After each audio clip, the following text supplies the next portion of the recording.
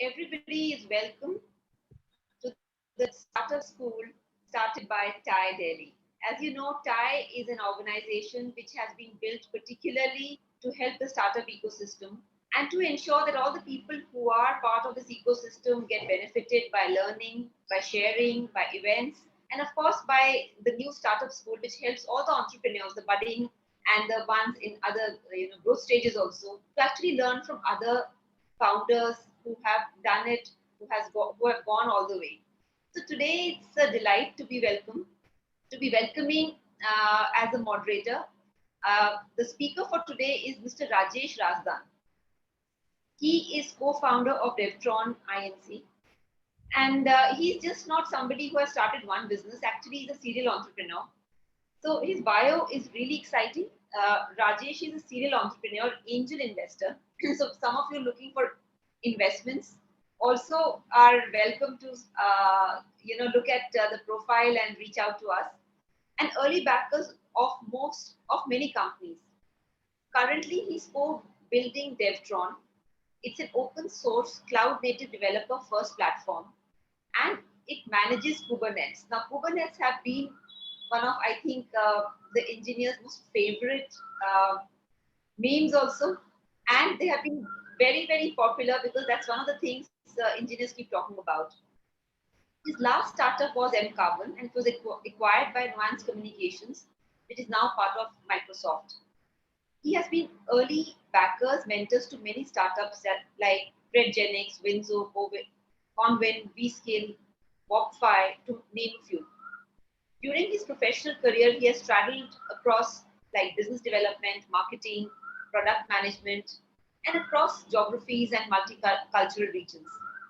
He had multiple opportunities to work closely with the nuances of capital raising, which is the hardest, growth and scaling, which is equally hard, culture building, which I think is even harder than capital, exits and transitions.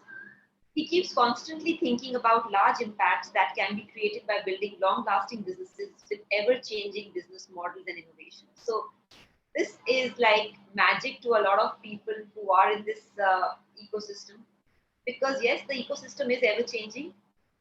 So my first question to you, and it's a very simple question. A lot of people want to be in business. A lot of people want to start their business. But we all know that very few people actually survive a business, survive a startup. So what's your magic mantra? What's your magic mantra to survive this whole from inspiration to scale to managing the ups and downs? So what is your mantra? Thank you, Dr. Shikha. First, I think, just since it's almost a quick fire questionnaire right at the get-go, I think my point is that you've got one life.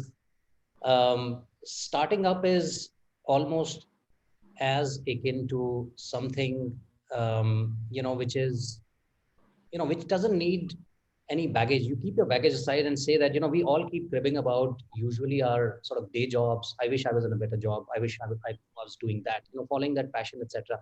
So I think the point is that taking that philosophical statement into more of a professional statement where you can really put capital, money, your mind, and thankfully the ecosystem is more riper than it was earlier to sort of support that madness that you've got inside. So I think arguably this is the best time to be an entrepreneur right now. And more seemingly in today's time and age, I think the whole bootstrapping word has itself gotten a little skewed, because there are hardly any bootstrapping, because the moment you are up for something else, there is a lot of capital trying to follow you, at least at most of the cases. So it's perfect time to be an entrepreneur and perfect time to sort of go after what you've always been thinking about. And this is agnostic of the sector that you choose to operate. Right. So the attendees can use the quick question and answer area to ask questions. So I encourage all the attendees, please start using this time to fire questions, to ask questions, because that's what would help you. My second question to you before I invite you to share your journey would be that a lot of us daydream. A lot of people daydream about having this idea, taking it to scale and doing that. So what differentiates a real entrepreneur from somebody who daydreams? And how soon do you get to know that I can do it or I can't do it? Because, like I said, that entrepreneurship may or may not be everybody's cup of tea. But when is it the right time to say that this is something which I can't do, or this is something I I'm made to do? I mean, this is something which I have to do. Okay, let me take a stab at it. This is a very interesting question. I think there is, in today's, I think the data tells us that there is no right time because there is value chasing people right at when they are at the college dropout levels to when you've done, when you're like in your late 40s, early 50s, late 50s, whatever. There is no length and breadth of a time scale now when it comes to starting something of your own. So I think there has to be some sort of a dream, whether it's daydream or reverie or some sort of thing which actually, if you're seeing the same dream again and again, which means that something has started inside you, that itch, and that sort of refuses to die down. So I think it's about time to sort of think about flipping it over, saying that can I be mad enough to start now? What are the odds against all of that? So I think I would say that people who actually do and do not end up becoming entrepreneur have this madness quotient slightly turned towards the other side, which is saying that it doesn't matter what people think or what happens. Let me just jump into it. I think that should be the leanings for most people, and could be whatever stages. There has to be an element of madness. You cannot be very calculative in terms of when you are attempting to either jump or not. That's for the first stage. You got to just jump and see how it feels. You can't be a spectator trying to tell the batsman should have played certain side of techniques in the middle of it. You have to jump into the fray, start building, start chasing, start doing something, failing, rising up again, and then figuring out whether it is for you or not. If I had my way, I would make entrepreneurship as a subject in right to the class mid school level, so that India can produce at least 10 hundreds of millions of entrepreneurs, literally every year, because that's the kind of scale we need to think about. And this should not be an afterthought. This should be how we think of building life. And I think a lot of these problems will solve. So I think I've laid enough emphasis on that this is not an afterthought. And people who think entrepreneurship is an afterthought for them, they should not do it. Okay. Another question which I have is that you see when you read the newspaper, and in particularly you go to Financial Times, Economic Times, and you see companies going for $2 million, $10 million, $30 million, and then you see an IPO. So a lot of people think, oh wow, this is far better than my job, and there's so much money. I can actually make so much money. I can be rich. So anything you want to say on that? I think that is very necessary, because unless we have those big outcomes, many of us who, I'm talking about a lot of India as an economy has been not very focused on innovation first economy, right? We've always been a very services led economy in that sense. So I think when we look at very large outcomes of ground level entrepreneurship or very native sort of innovation happening, which is very typical to our ecosystem. And we see very large outcomes when millions of dollars being thrown into as capital, and then large outcomes and M&As.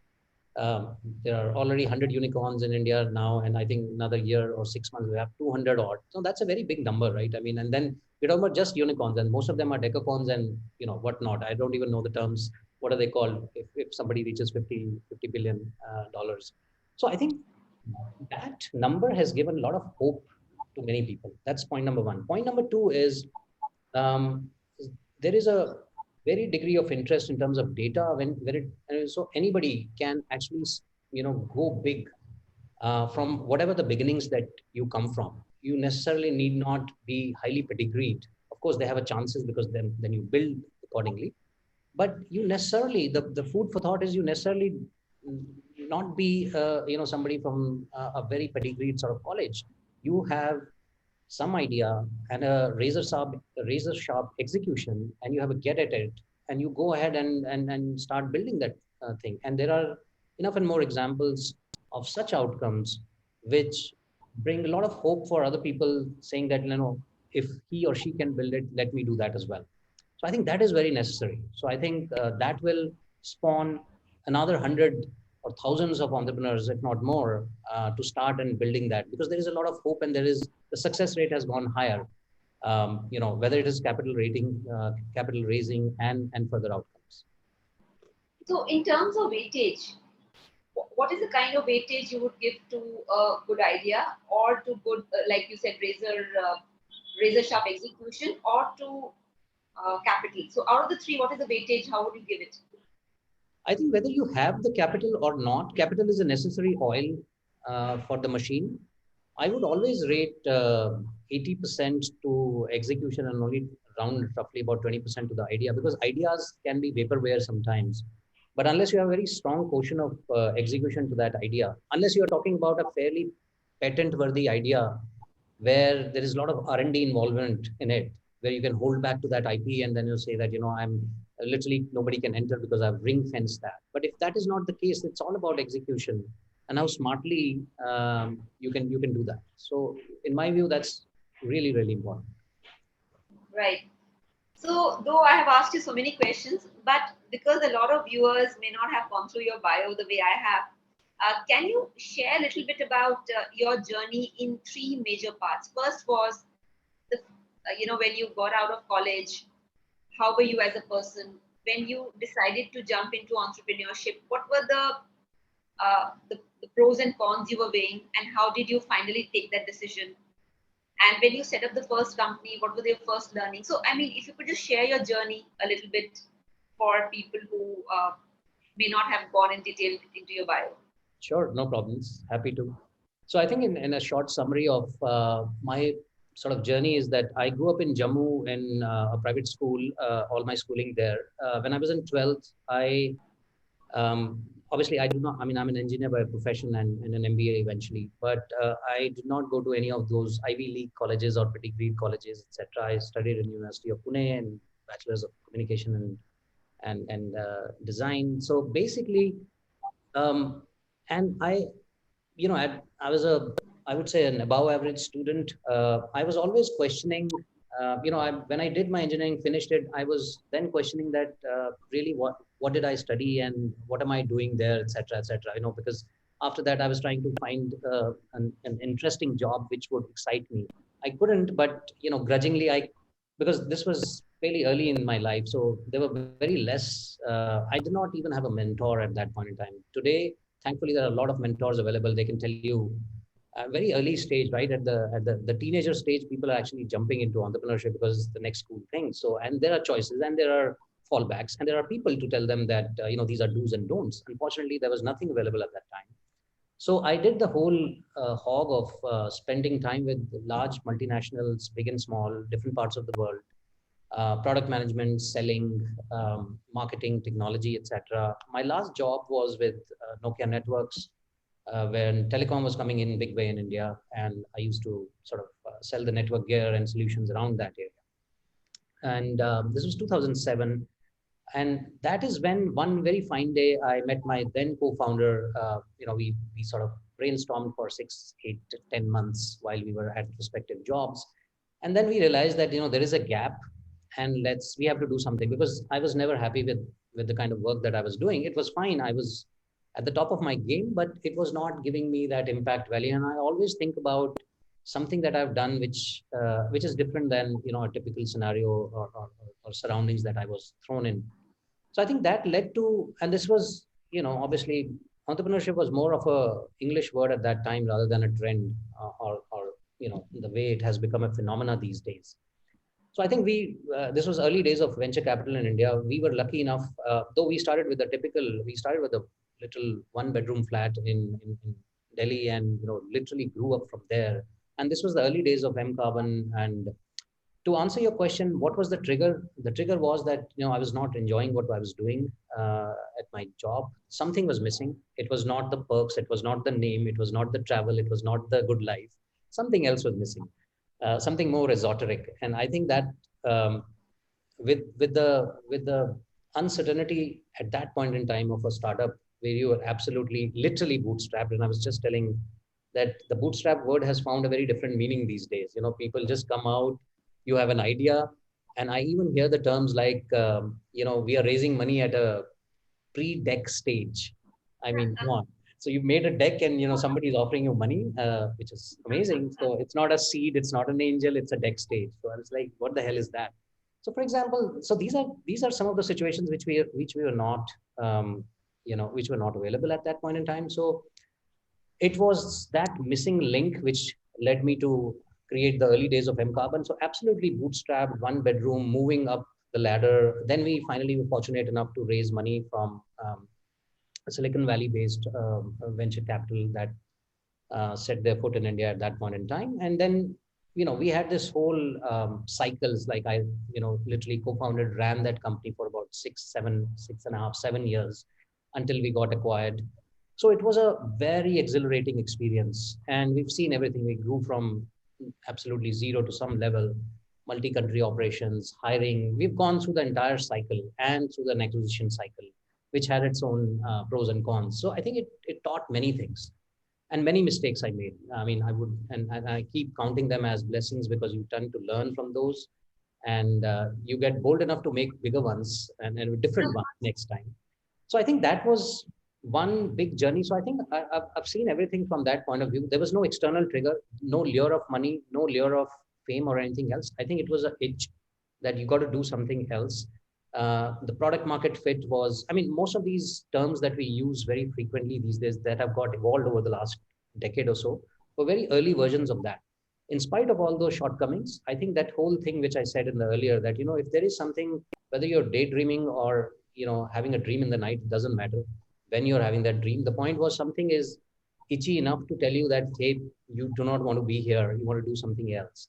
And then you have a list of not to do and what to do kind of list. I think if you focus on not to do and what you are remained with is to do kind of list, and then you narrow down on is this a spot that you want to be in. So I think that led to that first thing, and luckily for us, we were lucky enough to get a cash exit, and we were very early in those days, and a cross-border exit.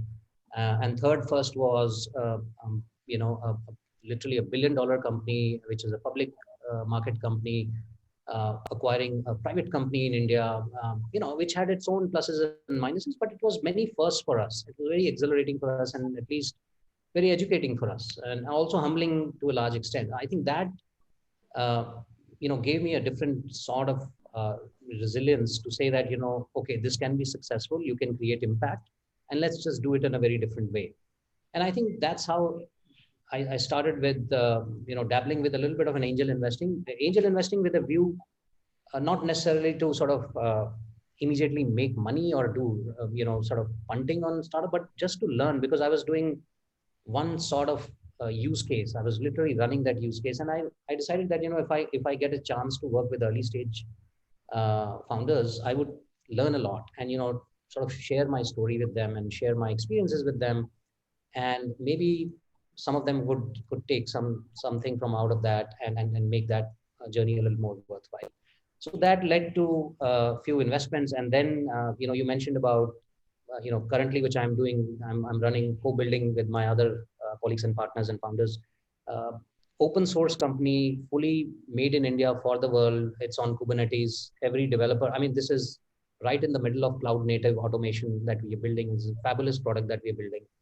It's literally open source. So a lot of engineers on this call, or companies or people that you're building stuff, should check us out. It's literally open source and built with a lot of passion, and we feel that this will literally change the way modern software development will work, agnostic of whatever use case you're building, whether you're building insurtech or fintech or a delivery startup. It doesn't matter. It could literally power all of that. And this use case is or this sort of new vertical is very different from what I was building. So literally, I had to unlearn many things. So literally, I actually qualified to be a new founder for this kind of a use case at all. So I can't claim that I'm redoing it. Of course, the entrepreneurship is what I'm doing again, but what we are trying to solve is absolutely first time. So I'm also absolutely a fresher in that sense, trying to learn, because I think the addiction was in creating that impact which I saw, and now we see that with an open source stack, you can literally change millions of developers, if not more, to get that impact going worldwide. So yeah, that sort of sums it up. Literally, my beginnings up until now. Yeah, so there are a lot of questions which have come up. So I'll begin with the first one. It's an anonymous attendee. It says, what is the right time to take investment of, they've been building a product for 4 years. So what is the right time to take it to market? Or right time to, sorry, to take the investment? Whenever you get the money, broadly, just take it. I think if you've got I'm assuming that's 4 years already in building businesses, whatever the person is building. If you've got some sort of sense of product market fit, which ideally should happen within the first 12 months, maximum 2 years, the first 2 years, your product market fit, PMF should come out very clearly that this is the area that we are trying to fit into. This is my value prop. This is the why and how of it. Then I'm assuming that 4 years, if that is an yes, and you already raising money or you already in money in the sense of you're already in revenues, etc. Now, I think if the playbook is ready and you want to essentially grow the business and you want to amplify the business, that is obviously one trigger point to raise capital. And sometimes you raise early in the stage also to get a little bit of a validation. Sometimes, and I've written one of the points here in my talk, which I can talk right now, that sometimes as founders, we get too emotional about our own problem statements. I think that is a very, very double-edged sword. We are so myopic sometimes that we don't think the world outside of this whole problem statements, and we are not able to appreciate other viewpoints in terms of a flip, because the business is moving very fast. It's a technology world today. It's every information that people have is out there in the open. So I think rather than becoming too emotional with the subject, when you raise an early capital, whether it's through angels or any external capital, basically you get some amount of validation into the game. And I think so sometimes it is important just for that. So to Right. get validation. Second, when you have the product market fit, definitely you need money to amplify. And I can't imagine a situation where you are absolutely in money that you don't need any growth capital. Then you should not, because it's a perfect story. Yeah, true. I know. The next person is Jayesh Jain, and he's asking what should be the go-to-market strategy for a startup in IoT hardware aggregation? Go-to-market story in IoT. IoT and what else? IoT hardware aggregation. So he's looking for a go-to-market strategy for a startup in IoT hardware aggregation. Well, that's a really strategic question for IoT and the stuff that I see. Again, it depends on whether you're building a product or whether you're building a services. So I think products have a very different way of building GTMs, and services have a very different way of building GTMs. It's a very specific question that the gentleman has asked, Jayesh. So I think I don't know whether you're building a services business or whether you're building a product business. So I think depending on what you're building, your GTMs will be completely different. And I have no idea. Again, I'm taking a guess whether you're building a B2B solutioning sort of a company or it's an end product which you're trying to serve. The GTMs will be very different from in both these cases. But you can ask me offline. Depend when I know more details about this particular thing, then I'm able to actually sort of add a little bit more to what I just said. But at the broad level, GTMs are very, very different. Like today, our GTM is very different because we are open source. We are not an enterprise SaaS company. That's a very sales-led motion. And for example, for us, it's a very developer-led or a technology-led motion, for example.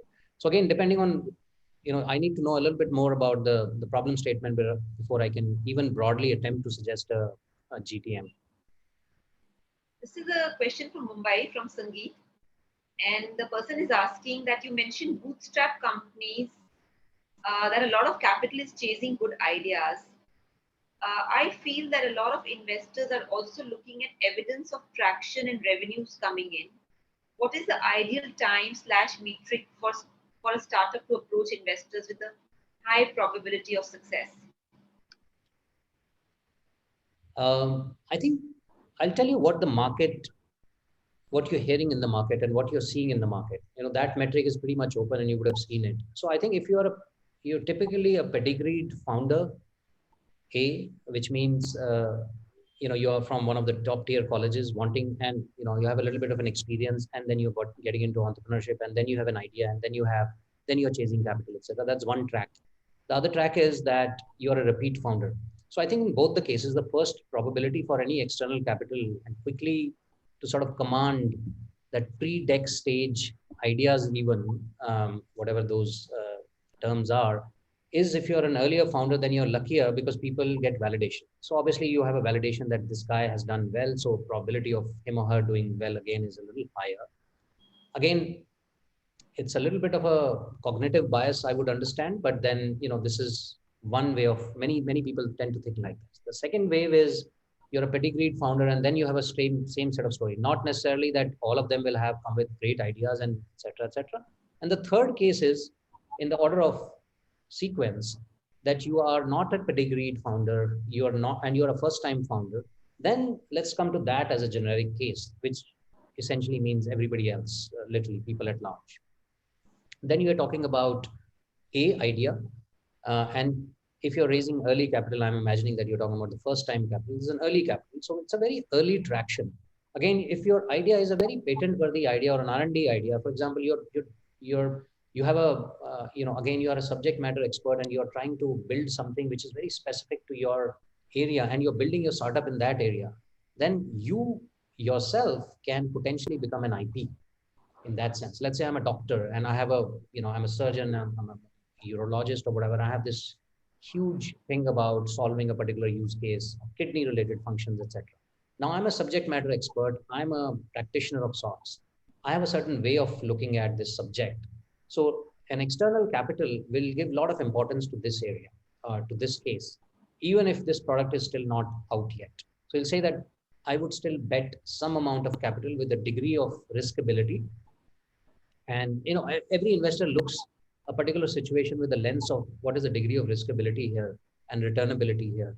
And returnability is in the long term for them. A short term returnability is basically how many further rounds is the business going to sustain or able to raise money from. So if somebody has raised $500,000 of angel money, can it go to a pre-series A or a series A kind of thing?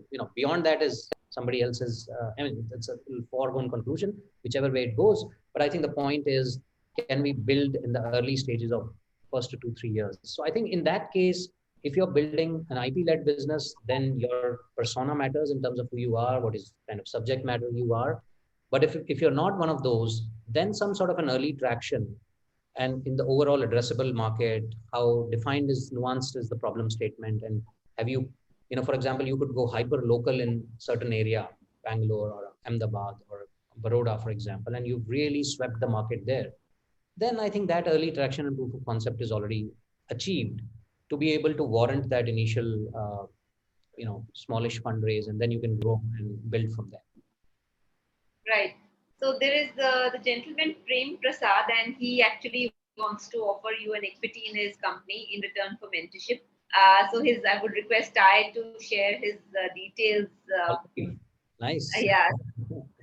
There's another person, Avdesh Sharma, and he's asking, what are the 3 common mistakes in your experience as a bootstrap company people make while acquiring early paid customers? I have made, in fact, that was the topic of my talk, any which ways, that how to avoid the biggest mistakes. And I'll answer. I'll take about 5-6 minutes to answer these questions. I've listed down few. I've named few mistakes that most people do, and these are not in the order of sequence that I'll rattle them. I've made notes so that I could share some of these things from with you. So I think. And again, these are 7, 8 broadly. And these are self-explanatory as I start talking about it. So I think at the very get-go, for example, when you're building a team, whether you're a solo founder or a team of founders, etc. So I think try and think that why are you together as a team? What do you bring to the table as different people? Choosing sometimes a wrong people or wrong partners or co-founder, or having wrong expectations from each other itself as a team is a big problem. I think that should be sorted at the get-go when you are 2 or 3 or 4. Of course, if you're a solo founder, that's a different problem statement in all itself. It's a long journey and an arduous journey. So try and find a partner in crime. At least the two is the best, and three is obviously a great team to have. So I think the expectation setting at one level is one set of problems that I see early on, which you should tide over. The second thing is that, again, as I said, it's not in the order of sequence that I'm saying, but these are some of the mistakes that people do. Where to raise money from? Who should be on your side? Are you raising money from people who are just sprinkling money? Sometimes many angels, etc. You've seen that everybody's part of a raise. They haven't really looked at your business. At least have two, three main anchor investors, anchor angels, because the capital will find the business if it's a very good idea, and the capital will find the founder. You may just need an angel bridge in order to bridge that gap between the initial stage and some sort of stage of maturity. Try and find some supporters or fans of your businesses early on, which could be angels, could be people who can actually tell you what to do and validate your own problem statement in a sense, and also able to actually give you money early on. That should be on. I think by ignoring all of this noise, ignoring this substance, and getting into a straight away fundraise process, sometimes deviates the whole process of why am I building, etc. All of that. The other thing that I talk about is underestimating the problem statement itself or the product market fit. For example, sometimes when the markets are euphoric, you just go with the curve. Everybody is building certain use case. So let me just go and build the same thing again. It's the 10th thing, the 11th thing, and it'll be successful. And there'll be some money which will be thrown in, because what will happen is that, the top funds or the top angels, if they have already invested in three or companies, then the fourth one, you'll have this, the other ones trying to get you money and chase money, chase you with the money, etc. But then you suddenly think that, you get overconfident early on. I have investment, I have capital, but I still don't know what the product market fit is. So invest some time early on in the problem statement itself. That's many mistakes that people sometimes get too blinded with oversupply of money initially. The ones that actually get understanding the competition or lack of understanding the competition, which is exactly where am I operating in, which sort of subsector, which sort of what sort of market, what is the service addressable market or total TAM, etc., etc. All of that should be fairly well understood. That broad, you may not know everything, but broadly, which is, you can do a 2 by 2 and sort of see that, where do you fit yourself in terms of value and fitment. Um, then I think some of these things you underestimate the hiring for the top 5 or top 10 people. I think these are so critical. The top 5 minus the founders. So once the founders are sorted, the next 5 people are going to be super important for you. And I would go to the extent of the first 10 people. So underestimating the process of the problem of that hires, beg, borrow, steal, wherever you get those hires, do that. And that is where you set the tenets of culture. I think, Dr. Shikha, you talked about the culture setting, and I lay a lot of emphasis on culture. And when I say culture, it's the ability to embrace positive feedback into the company, the ability of, again, the founding team or the founders have a huge responsibility to sort of see different perspectives from different people. Because that if you foster that early on, this is moving away from subservience of any sort, because you're actually fostering innovation, actually fostering dialogue, and saying that, how do different perspectives come together and finally meet at the convergence. So how do you build that culture? You build that culture by not inducing yes-manship of sorts. You are actually saying that, what are the different perspectives, yet I like the guy because he or she gave a very different perspective to the problem statement. Because imagine that you're having a very healthy debate while you're hiring, and this is all happening while during you're hiring the first 5 or first 10 people, because those are the people who will need a lot of conviction to join you, because all likelihood you're not a very well-funded startup yet. So you're looking at a lot of conviction, and even if you're a funded startup, at the end of the day you're also looking at conviction of how you're going to make the next big leap. So don't underestimate the power of the first few hires. And again, I mentioned that getting too emotional with the problem statement itself, over emotional sometimes. You need to sometimes step out of that zone and see your own problem statement and your company from a distance, to sort of see to be able to make those better decisions. And last but not the least, sometimes early first time founders, etc., are too myopic and too micromanaging of sorts.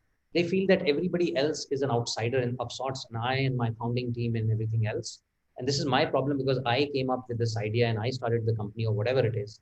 I really don't think that that works. You should not micromanage. Out of the founding team, at least one person should have a really eye on a big picture. So if you're a big picture founder, or if you're a solo founder, have eye on a big picture, which is a larger picture, and try and ignore some of these things, what are ignorable. Don't micromanage, don't be too myopic on small things. And I think these are some of the very common mistakes. I think I've highlighted 8, 9 of them, which I have seen a lot of time people flounder because they over engineer some of these things as opposed to addressing some of these point wise. Right. So there is Jan Rashmi, and she's asking that is VC funding available for emotional well-being services? I'm guessing if the emotional well-being services is sometime talking about um, mental health and all of that, if that falls in that category, then hell yes. But the point is, I think emotional well-being is a very interesting topic itself. Think about all founders and all entrepreneurs are in dire need of emotional well-being. Literally everybody else is, but I think as founding and entrepreneurs, you need more of that because it's a very, obviously it's a very high pressure type of it's a very involved thing. Either you're there or not there. I think the leanings of some of these entrepreneurs and founders to find an emotional well-being and an idea which helps emotional well-being by bringing tools or bringing services or tools and services mix, which eventually throws a metric like your emotional well-being will be increased by 30%, 40%, or some basis point. Everybody is going to lap up. That's a brilliant sub area to work on. But I think the point here is, how do you measure that? Is there a tangible way of building a business on emotional well-being, which is basically coming in from mental health and the way you manage your mind.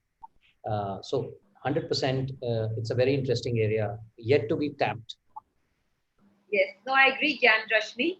Please go ahead and build that business because till that time you're surviving on chocolates, and that's not very healthy for our emotional well-being. At least we Yeah, too will be one of the early supporters of that for sure. I don't know about the others. true. So both is asking how to calculate market risk when starting a business. How to calculate, sorry? Market risk. Market risk. I think the first, again, depending on what you're building, whatever the problem statement is.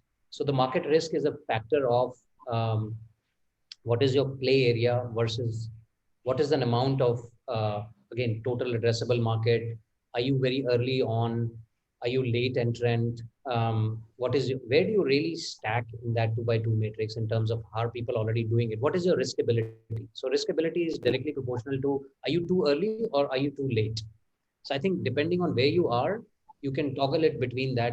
Is it a new area which is just beginning to see traction? Then you can jump right in with some differentiation. And since the market is big, you will find your place. But if it's overcrowded and you don't have a differentiation, the riskability increases. Then riskability increases from your ability to raise funds, your ability to find the correct product market fit. So I think if you make a riskometer with all these 4 parameters and give weightage to all 3 or 4, you will find your risk appetite and your risk weightage and percentage and play accordingly. And literally, it works in it is agnostic of the business use case that you may be having, because the broad metrics are the same, and you can assign weightages to all 3, 4 of these to find out where you are in terms of these. But I think the point here is that if you are too bothered about risk in an entrepreneur situation, don't bother to do it. I think risk is a synonym for entrepreneurship. You have to ride the risk. Literally, you have to ride the wave. So you have to be able to be in love with risk, essentially. So that will give you a massive reward at the end. That's a guarantee. It's not a Yes, punt. It's not a punt, but it is finding semblance with risk. absolutely. There is an anonymous attendee, and he's asking that he or she's asking that they're building a renewable energy product for the last 4 years, and they are searching for a product market fit now. So how do they know that their product is fitting the market? I guess that's what they're asking. They're asking the product market fit. They're outsourcing the product market fit to me.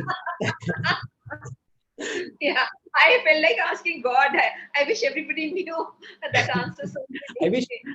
guys, I wish I had a template for you, everybody. I could just post all the formulas here. But I think on a more serious note, renewable business, I think few highlights are it's a large, it's a big area, not just globally, but I think India more than anybody else is in dire need of it. I don't know exactly what is the IP that you or what is the solution that you're building, what you're building, but I think the product market fit. One area of building a product market fit in a renewable business is to go again in a very niche area, find a spot or a use case where you can actually almost create a sandbox of sorts, where you can go and actually prove that here is an input and this is what you're trying to solve, and you critically solve the problem.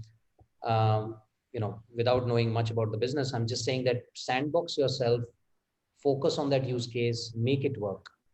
And I think that is the case where it'll give you a conviction of where to go about it. Since it's renewable, there is a lot of impact capital now chasing renewable businesses. There are a lot of people interested in it. There are a lot of corporate funding available from a CSR standpoint. Government is supporting all of that. So there are a lot of avenues for that. But it is a more patient business as opposed to, it's not a very glossy, sexy business as opposed to other ones. So you will have to be more patient with such things as you build your product market fit. And I think Yeah, the narrowing down a product market fit is actually sandboxing it, the problem statement, and then sort of iterate on that. right. So there is Jyotsna, and she's saying she started a product. She has a startup 5 months old. They haven't done any advertising yet. And how much money should they spend, or percentage of the money, I guess, they're earning on advertising? So I guess they're saying how much of the revenue percentage should be going into advertising. I think again it's a hard formula without knowing what the business is. But again it depends on whether it's a very, let's say if I'm a creator and I'm a creator business which is very influencer led, then again, as I don't know about the use case, depending on what sort of business this is, but if you feel it's a very marketing driven, advertising led business, now whether the advertising spends come from Google advertising, sending, or spending money on influencers, I don't know whether it's B2C, B2B, whatever you're building, should be a fair chunk. A safe bet is to take 10 to 15% of the earnings and throw it into advertising. And it can go more or less depending on where you are at the curve and what you're building. But at least do that to sort of see how much is the flowback, what is the return on that money coming in. And again, scatter it across different mediums. Don't put all your advertising eggs in one basket. Spread it around. Again, I don't know about the use case of business, which is the most effective one. Do short iterations and sort of do these sprints to sort of see which is working, which is not working. That is what we do as well, in terms of any spends that we have or any programs that we do from an outreach perspective. We spread it across different forums to sort of see which works and which don't. Right. So, are there any particular thumb rule in terms of the matrices which should be watched by the founder, like you mentioned ROI, that return on spend? Are there any other such matrices which they should keep an eye on as they work on their? See, broad metrics again. If you're building a B2B company, then lead generations obviously is one metric. What kind of leads are you generating, and the same leads are getting generated from the other B2C brands as well. B2C brands.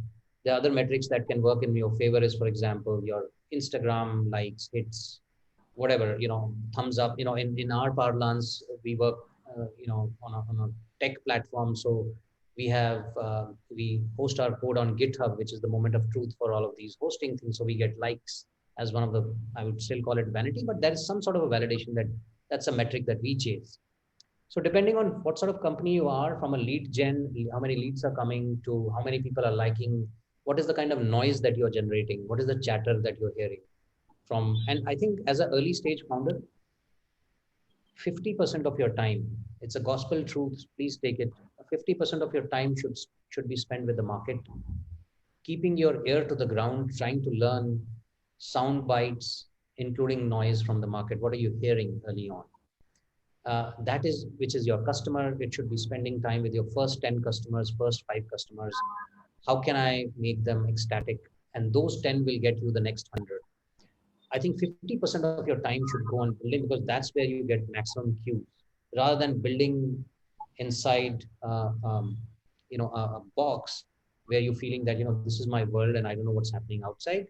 That's an approach which has worked every time, and it has given great results to everybody that I know. I know you actually said very politely, stop sitting in the ivory tower and get out your feet on the ground and listen to the customer. I Get know into the it's trenches, start building stuff. yeah. So Jaya here is asking that we are a robotics and automation company led by non-technical women co-founders.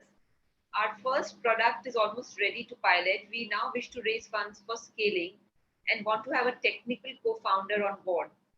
What should we be doing for that? What should we be looking for that into that co-founder? I think it's a good question. Robotics, automation, when you hear about these, you definitely need a tech co-founder or a strong tech team. And I would say, it's good that you guys are looking for a co-founder level tech team, because that will set the context of the stack that you're building. Because, this is pure mathematics that you're talking about. Essentially, on the basis of it, the entire robotics is being built. Whatever use case that you're trying to solve, I don't know that. So I think what you should be looking in for a core co-founder is, depending on, again, whether your product is literally at a nascent stage, prototype stage, etc. More like a domain expert. Now there are already a lot of robotics companies that have been built. One clear idea, free of cost, is that go for some of these robotics companies and find the engineering manager who have already worked there for a couple of years. They have been adequately battle tested there. Just pick somebody from there, and don't mention that I have said this, but please hire from there, make him or her your co-founder, and you're sorted. No, absolutely. Battle testing is finally the main is the gold standard, right? And why reinvent the wheel? Somebody has worked there. Let's say if I was to build a e-commerce company, I would not look at some jungle or something. I would go and really hire a smart engineer from the earlier ones that have already seen a lot of iterations and bad times and everything else, and good times also, so that the learning curve is much shorter, and we learn from their mistakes and we can just go off the ground very quickly. I think that's the least one could do. Do not reinvent the wheel is my only advice. There is adequate information over there. There are a lot of people who have worked in different situations. A lot of startups still fail. So there are a lot of failed startups. There are a lot of good guys in those failed startups. They are just wanting to get to a better team, and they also have that itch to get at that again. So that's a great hope. So look for those in those areas. Very true. Well said. So another question, and this is it's like, how do you? This is the ultimate question for a founder, and that is, how do you do the valuation, and what are the matrices for valuation? Yeah. She also mentions that future projections are not good enough because they're not being valued right. So whatever. So how do you do that? Early stage valuations have gone bonkers over the last few years. As I said initially, there are pre-deck valuations being done where you're just about to make a deck and you have a founder who's done something in the past, so they will value the company in a certain way. I think, keeping jokes aside and some of these anomalies aside, broadly, it is how big is the market? What is your take at it? What is the traction? Are you an early, I mean, is there a reasonable conviction that, and what is your unique attempt at solving that problem? Which means that, is there an IP that you can show? Or is there an early traction stroke execution that you can show? And who is your competition? If there are 7, 8 players, then you can safely decide at what degree of maturity all these guys are. Let's say if somebody is at $1 billion valuation already and you're just the second competition to that $1 billion company, So naturally, you've shown a very early traction already there. So imagine that you can command a very higher valuation early on if that conviction gets built, because there's no the pie is still bigger and there's a conviction that this will go many stages upwards. But I think if it's a narrow TAM or a narrow addressable market, a lot of competition, and the team is good, then some of these early guys are able to take some punt at this stage, at the early seed stage or an angel stage. And as you build your 1.5 year story down the line, then the real valuation starts to come out more clearly. That's one point. And my overarching comment on valuation is that last 2 years, especially including COVID times, has seen incredible valuations across the globe. I think only one thing that has not affected COVID is the valuation and the startup funding. That is a clear metric. And now we are seeing the downslide of valuations getting softened, of getting more realistic in that sense because of a variety of different reasons. It's the free flow of money that people have, and they are pumping into these kind of assets. That is what was pumping the market. And suddenly, I would say you tread with caution. And because what happens is an early stage founder who has not done much work suddenly is thrown a very high valuation at the get go. The same founder suddenly is on cloud nine thinking that I've already got this valuation. Now I'll be a billionaire tomorrow very quickly. So I think that's a entrapment of sorts. So stay away from those kind of noises. Try and catch the signal. Um, if your valuation is more realistic of how much have you built and where you are, I think that's more important to go for it, because this whole journey of valuation and raising, I'm assuming the round of valuation means that you're raising multiple rounds of capital. Eventually, you would need more capital. They will become more, sort of matured and more stable over a period of time. Then you will have to, really hunker down and sort of think that, am I really worthy of the next stage and the next stage onwards? So initially, valuations are, depending on again TAM and where you are and what stage and how much have you built, they may vary over different, measures. And one good way of doing a self-assessment is to sort of see um, who are your contemporaries, what are they getting valued at, and sort of take a realistic view. Let's say if somebody has given you a $5 million valuation where you actually deserved $2 million, I think in your head you should think that I'm a $2 million company today, because the next round you will have to bridge that gap very nicely.